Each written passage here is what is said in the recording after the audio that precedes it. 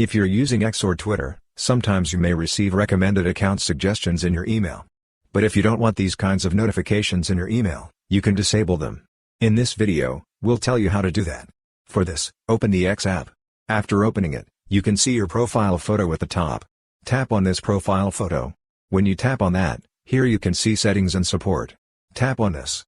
And here you can see settings and privacy. Tap on settings and privacy. When you tap on that, here you can see notifications. Tap on notifications. When you tap on that, here you can see preferences. Tap on preferences. And here you can see email notifications. Select this. When you tap on that, here you can see email notifications is turned on. If you don't want any email notifications, you can disable this completely. But if you want to disable only certain email notifications, you can keep this turned on.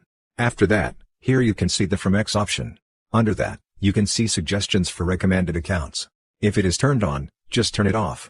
After this, you will not get these kinds of email notifications. So this way you can easily disable these notifications in your email. Hope this video was helpful for you. If you found it helpful, consider subscribing.